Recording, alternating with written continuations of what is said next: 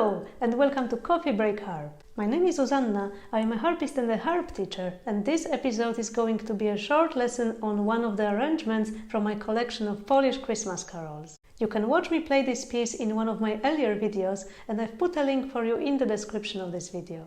In this lesson, we're going to be looking at practicing placing after turns, step patterns, and ways in which your left hand can support the right. So lots of practice strategies that you will find useful in many different pieces. This arrangement requires using all four fingers, playing hands together, as well as reading some overlapping brackets. Therefore, I would say it's a late beginner level. The carol is written in the key of F major, which makes it suitable for lever harps tuned in flats as well as pedal harps. If your harp is tuned in C, this would require retuning your B strings. There are no lever or pedal changes, and the range is from the C below middle C to B above the middle C. To give you a little bit more information about the carol and what it is about, the fair maid that the title mentions is the Virgin Mary. She's introduced while singing a lullaby to her newborn son, which is why this carol is very calm and soothing, just like the verses of the song that she sings. The oldest known manuscript of this carol dates to the beginning of the 18th century, and the original Polish title is Gdy śliczna panna. Now, let's have a look at the ways in which you can practice to learn this piece. It's important that from the very beginning, when you start playing hands separately, you pay attention to some details that may not seem important at first when playing each hand on its own, but that will make a big difference when you start putting them together. Right hand in this piece in many places follows a step pattern, meaning playing each string on its way either up or down. In some sections, like at the very beginning, it's pretty straightforward. You place four fingers on the strings and play one after another, paying attention to the first and the last out of the four being longer.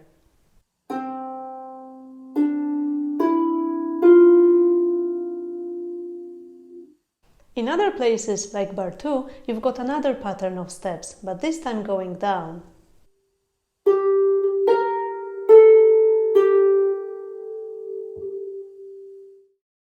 Would you agree with me that these downward patterns often end up being a bit more tricky than the ones going up? When we see fourth or third finger starting, chances that we forget to play the top note, the thumb, are rather low, but somehow it's much easier to forget about the third or fourth finger when you're starting from the thumb and they are the last ones to play. Luckily, by practicing these sections in a strategic way, you can make sure it all works out okay. Two of my favorite strategies for practicing places like that involve chords. One way you can work on this would be to play all notes under one bracket as a chord. So that's one chord for fingers 2 and 1 on G and B, and another chord for fingers 1, 2, 3 placed on B, A, G.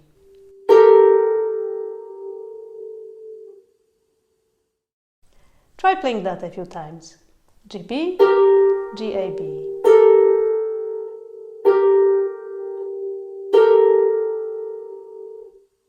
The next step is working on putting these two chords together, as this is what happens when you see overlapping brackets. When playing this pattern as indicated, you will need to start with fingers 2 and 1, and then play second finger, and before plucking the thumb, place fingers 2 and 3. Only then you can pluck the thumb and then all remaining fingers. The trickiest bit, almost for everyone, is usually getting fingers 2 and 3 to place really together, and we're going to practice getting them there like this. We start, like before, with fingers 2 and 1 on the strings. We play the G with the second finger, and we take 2 and 3 and place them on A and G.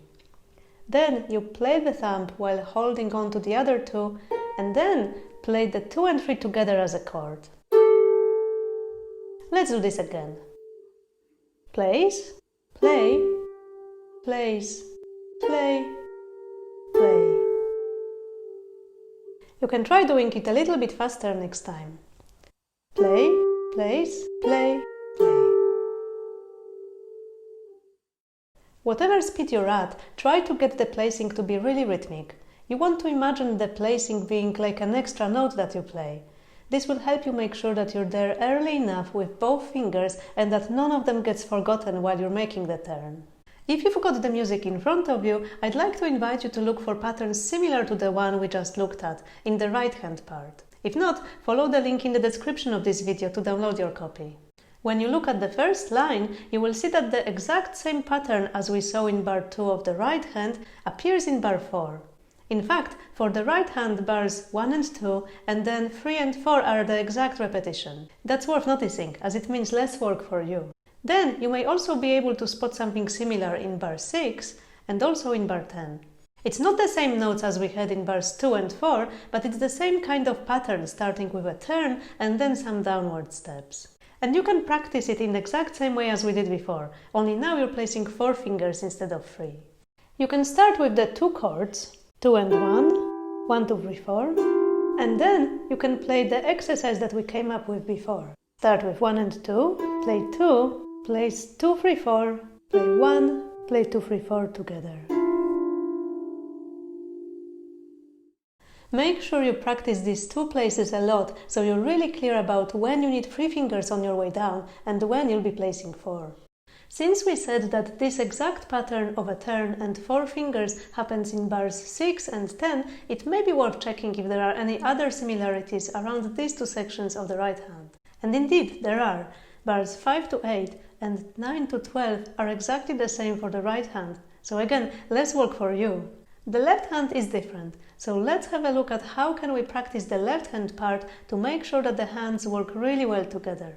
When you look at the left hand part first, it may seem a lot easier than the right, mainly because there are fewer notes and it may therefore appear as if you've got more time to play.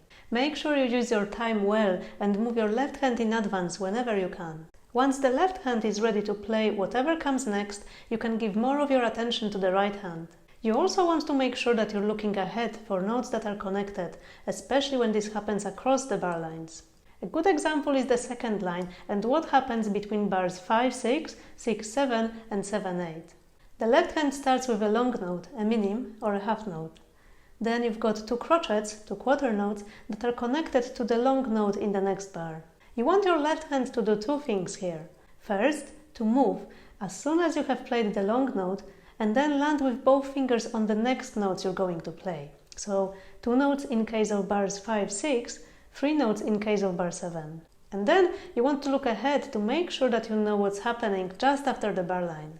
In case of bar 7, as long as you've placed all 3 notes together, you will be fine, as you just continue going down with fingers 2 and 3. It can be a good idea to practice placing this group of 3 as a chord. In bars 5 and 6, you want your thumb to move to the next note, the one from the next bar, as soon as it's played the first of the 2 crotchets, or quarter notes. Let's see how this would work when playing bar 5 hands together. You start with your right hand 2 fingers on G and A, and left hand second finger on D. You can already start mentally preparing for where your left hand needs to go next, before you even play. You don't need to look at the string you're at to play, so you can instead already turn your gaze to the next ones. Then you play left hand second finger and right hand thumb together. And as soon as you've done that, you try to get your left hand on the B and G. You can practice just that, playing 1 note and placing before you move any further.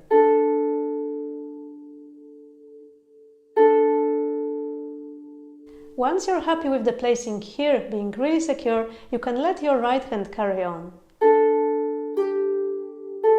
Once you arrive on the 3rd beat where hands play together again, as soon as you've played the left hand thumb, you move it to the note that you can see at the beginning of the next bar, the C. Once that is secure, you can give your whole attention to your right hand and focus on getting the beat with placing after a turn the way you practiced before.